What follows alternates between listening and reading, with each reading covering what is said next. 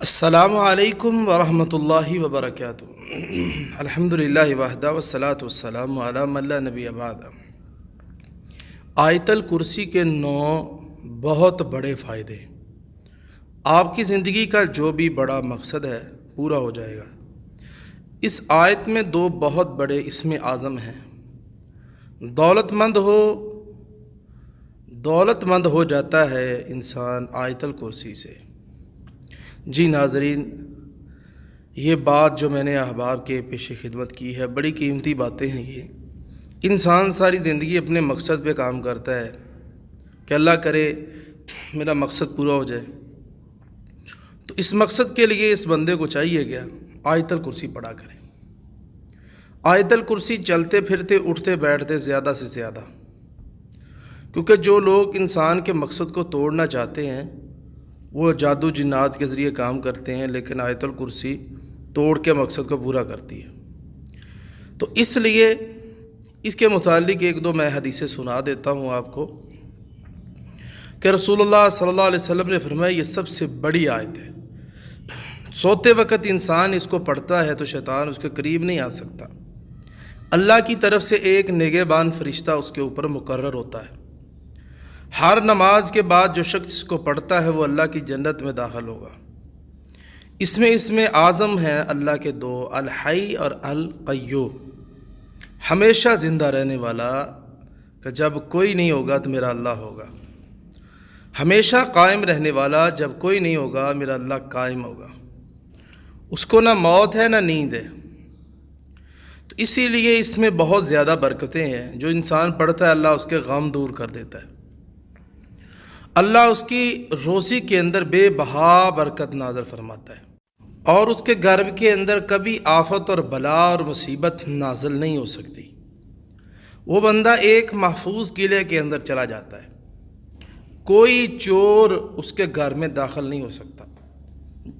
ایک لمبا واقعہ ہے، میں مختصر کر کے سنا دیتا ہوں۔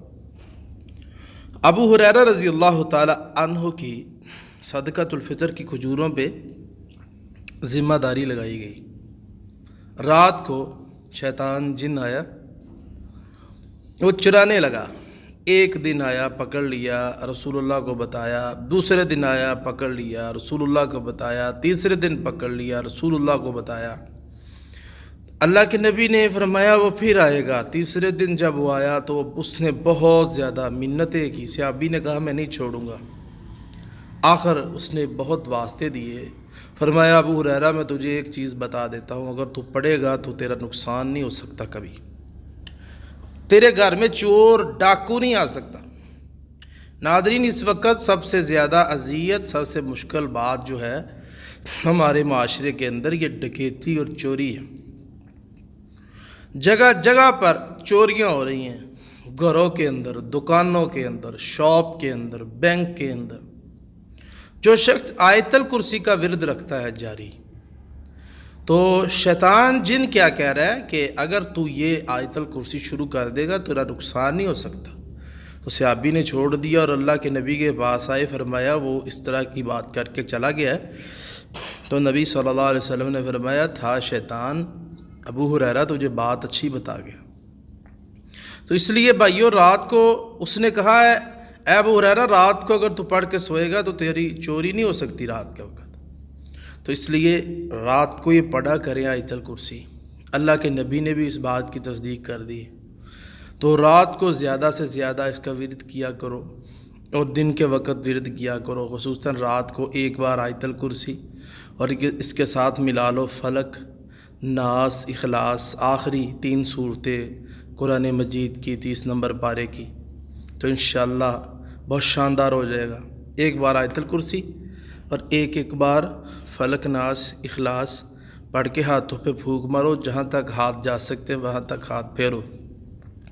اس کے بعد آیت الکرسی نہیں پڑھنی، پھر اخلاص، فلق، ناس، آخری 3 صورتیں پھر پڑھ کے پھر ہاتھوں پہ پھونک مارو، جہاں تک ہاتھ جا سکتے وہاں تک پھیرو۔ پھر اسی طرح تیسری بار پھر یہی عمل کرنا ہے۔ اور رسول اللہ صلی اللہ علیہ وسلم نے فرمایا جو شخص سورہ کافرون پڑھتا ہے، قل یا ایھا الکافرون، فرمایا ساری زندگی اللہ اس کو شرک سے محفوظ رکھے گا۔ تو ناظرین یہ چار کل جو ہے یہ شاندار چیزیں ہیں۔